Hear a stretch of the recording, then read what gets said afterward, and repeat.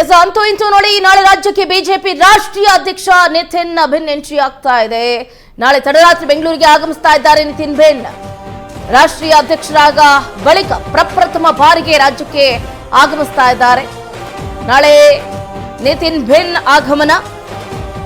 ಬಿಜೆಪಿಯಲ್ಲಿ ಈಗಾಗಲೇ ಚಟುವಟಿಕೆಗಳು ಗರಿಗೆದರ್ತಾ ಇದೆ.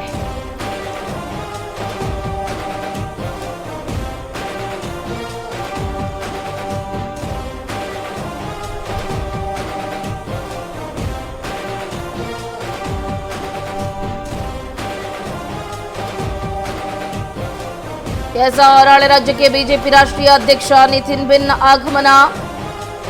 ಈಗಾಗಲೇ ಹೇಳಿದಾಗೆ ಭಾರತೀಯ ಜನತಾ ಪಕ್ಷದ ರಾಷ್ಟ್ರೀಯ ಅಧ್ಯಕ್ಷರಾದ ನಿತಿನ್ ಭಿನ್ ಅವರು ಪಕ್ಷದ ಕೋರ್ ಕಮಿಟಿ ಪುನರ್ರಚನೆ ಹಾಗೆ ಮುಂಬರುವ ರಾಜಕೀಯ ಬೆಳವಣಿಗೆಗಳ ಕುರಿತು ಚರ್ಚೆಯನ್ನು ನಡೆಸೋದಕ್ಕೆ ಬೆಂಗಳೂರಿಗೆ ಆಗಮಿಸ್ತಾ ಇದ್ದಾರೆ.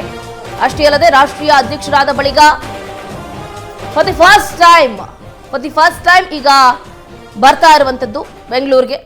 ಬಿಜೆಪಿ ರಾಷ್ಟ್ರೀಯ ಅಧ್ಯಕ್ಷ ನಿತಿನ್ ಅದ್ದೂರಿ ಸ್ವಾಗತಕ್ಕೆ ಬ್ರೇಕ್ ಅನ್ನು ಹಾಕಲಾಗಿದೆ. ಜಸ್ಟ್ ಬಿಕಾಸ್ ಈಗ ನೋಡಿ, ಪೆಟ್ರೋಲ್ ಡೀಸೆಲ್ ಬಳಕೆಗೆ ಮೋದಿ ಯಾವಾಗ ಕರೆಯನ್ನ ಕೊಟ್ಟರು ಇದನ್ನ ಗಂಭೀರವಾಗಿ ಪರಿಗಣಿಸಿದ್ದಾರೆ. ರಾಷ್ಟ್ರೀಯ ಅಧ್ಯಕ್ಷ ನಿತಿನ್ ಆಗಮನಕ್ಕೆ ಅದ್ದೂರಿ ಸ್ವಾಗತ ಮಾಡೋದು ಬೇಡ ಅಂತ ಬಿಜೆಪಿ ಒಂದು ಕಡೆ ಮನಸ್ಸನ್ನ ಮಾಡಿದೆ. ಅದೆಲ್ಲದಕ್ಕೂ ಕೂಡ ಬ್ರೇಕ್ ಅನ್ನು ಹಾಕೋದಕ್ಕೆ ಸಿದ್ಧತೆಯನ್ನ ಮಾಡಿಕೊಂಡಿದೆ. ರೋಡ್ ಶೋ ಮೆರವಣಿಗೆ ನಡೆಸದಂತೆ ಹೈಕಮಾಂಡ್ಗೆ ಸೂಚನೆಯನ್ನ ನೀಡಲಾಗಿದೆ. ಒಂದು ಕಡೆ ರೋಡ್ ಶೋ ಹಾಗೆ ಮೆರವಣಿಗೆ ನಡೆಸೋದು ಬೇಡ ಅಂತ ಹೈಕಮಾಂಡ್ ನಾಯಕರು ಕೂಡ ಹೇಳಿದ್ದಾರೆ. ರಾಜ್ಯದಲ್ಲಿ ನಿತಿನ್ ಓಡಾಟಕ್ಕೆ ಎಲೆಕ್ಟ್ರಿಕ್ ಕಾರು ವ್ಯವಸ್ಥೆಯನ್ನ ಮಾಡಲಾಗಿದೆ.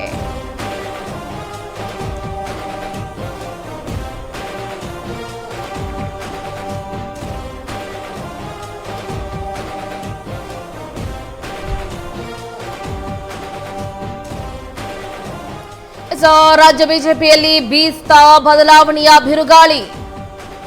ಬಿಜೆಪಿ ರಾಜ್ಯಾಧ್ಯಕ್ಷ ಬಿವೈ ವಿಜೇಂದ್ರ ಸ್ಥಾನದ ಬದಲಾವಣೆ ಆಗುತ್ತಾ? ಬಿಜೆಪಿ ರಾಜ್ಯಾಧ್ಯಕ್ಷರ ಆಯ್ಕೆ ಕುರಿತು ಅಭಿಪ್ರಾಯ ಸಂಗ್ರಹ ಆಗುತ್ತೆ. ಸೋಮವಾರದ ಬಳಿಕ ಅಭಿಪ್ರಾಯ ಸಂಗ್ರಹಣಾ ವರದಿ ಕೂಡ ಸಲ್ಲಿಕೆ ಆಗುತ್ತೆ. ಬಿಜೆಪಿ ರಾಷ್ಟ್ರೀಯ ಅಧ್ಯಕ್ಷ ನಿತಿನ್ ಭಿನ್ ವರದಿಯನ್ನ ಸ್ವೀಕರಿಸಲಿದ್ದಾರೆ. ಇವತ್ತು ಶಿವಪ್ರಕಾಶ್ ಬೈಜಯಂತ್ ಭೇಟಿಯಾಗುವ ನಾಯಕರು. ಬಿಜೆಪಿ ರಾಷ್ಟ್ರೀಯ ಸಹ ಸಂಘಟನಾ ಕಾರ್ಯದರ್ಶಿ ಶಿವಪ್ರಕಾಶ್ ಅವರು ಇತ್ತ ರಾಜ್ಯಾಧ್ಯಕ್ಷರಾಗಿ ವಿಜೇಂದ್ರ ಮುಂದುವರಿಯೋ ಸಾಧ್ಯತೆ ಇದೆ ಅಂತ ಹೇಳ್ತಿದ್ದಾರೆ. ಬಿವೈವಿ ನಾಯಕತ್ವದ ಬಗ್ಗೆ ಧ್ವನಿ ಎತ್ತಿದ್ದಾರೆ ರಮೇಶ್ ಜಾರಕಿಹೊಳಿ ಅವರು. ಅರವಿಂದ್ ಲಿಂಬಾವಳಿಯವರಿಂದಲೂ ಕೂಡ ಅಭಿಪ್ರಾಯವನ್ನ ಸಂಗ್ರಹ ಮಾಡ್ತಾರೆ. ನೋಡಿ, ಈಗ ಒಂದು ಕಡೆ 3 ವರ್ಷಗಳ ಅವಧಿ ಕಂಪ್ಲೀಟ್ ಆಗ್ತಾ ಇದೆ. ಒಂದು ಕಡೆ ರಾಜ್ಯಾಧ್ಯಕ್ಷ ಬದಲಾವಣೆ ಆಗ್ಬೇಕಾಗಿದೆ. ಬಟ್ ಎಲಿಜಿಬಲ್ ಕ್ಯಾಂಡಿಡೇಟ್ ಅನ್ನೋದು ಬೇಕಲ್ವಾ? ಬಿಜೆಪಿಯಲ್ಲಿ ನಾಯಕತ್ವದ ಕೊರತೆ ಇದೆ. ಇದ್ರ ಬಗ್ಗೆ ಹೆಚ್ಚಿನ ಡೀಟೇಲ್ಸ್ ಅನ್ನ ಕೊಡ್ತಾ ಹೋಗ್ತಾರೆ ನಮ್ಮ political reporter Renuka Venkatesh. Phone ಸಂಪರ್ಕದಿಂದ ಜಾಯ್ನ್ ಆಗ್ತಿದ್ದಾರೆ. ಎಸ್ ರೇಣುಕಾ, ಗಮನಿಸ್ತಾ ಇದೀವಿ ನೋಡಿ, ಬಿಜೆಪಿಯಲ್ಲಿ ದಿನ ಬೆಳಗಾದ್ರೆ ಬರೀ ರಾಜ್ಯಾಧ್ಯಕ್ಷ ಬದಲಾವಣೆಯ ಗಾಳಿ. ಒಂದು ಕಡೆ ಕಾಂಗ್ರೆಸ್ನಲ್ಲಿ ಸಿಎಂ ಗಾಳಿ, ಈ ಕಡೆ ರಾಜ್ಯಾಧ್ಯಕ್ಷರ ಗಾಳಿ. ಯಾವುದು ಕೂಡ ಕಂಪ್ಲೀಟ್ ಆಗ್ತಾ ಇಲ್ಲ, ಎಲ್ಲವೂ ಕೂಡ ಇನ್ಕಂಪ್ಲೀಟ್. ಈಗ ನೋಡಿದ್ರೆ ನಿತಿನ್ ಭಿನ್ ಅವರ ಆಗಮನ ಆಗ್ತಾ ಇದೆ. ಮೊದಲ ಬಾರಿಗೆ ಆಗಮಿಸ್ತಾ ಇದ್ದಾರೆ ರಾಷ್ಟ್ರಾಧ್ಯಕ್ಷರಾದ ನಂತರ. ಹೆಚ್ಚಿನ ಡೀಟೇಲ್ಸ್ ಏನಿದೆ ಇದ್ರ ಬಗ್ಗೆ ಅಂತ?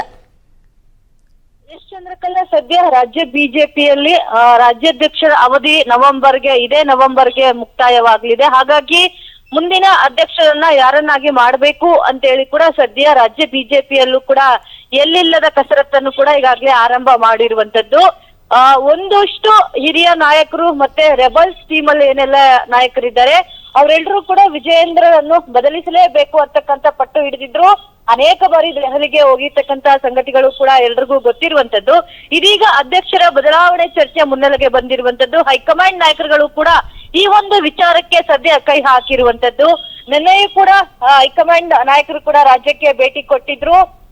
ಶಿವರಾಜ್ ಅವರು ಕೂಡ ಭೇಟಿ ಕೊಟ್ಟಿತ್ತು. ಸುಮಾರು 30ಕ್ಕೂ ಅಧಿಕ ಬಿಜೆಪಿಯ ಹಿರಿಯ ನಾಯಕರೊಟ್ಟಿಗೆ 1-to-1 ಸಭೆಯನ್ನು ಕೂಡ ಮಾಡಿರುವಂತದ್ದು. ಅವರವರ ವೈಯಕ್ತಿಕ ಅಭಿಪ್ರಾಯಗಳನ್ನು ಕೂಡ ಪಡೆದುಕೊಂಡಿರುವಂತದ್ದು.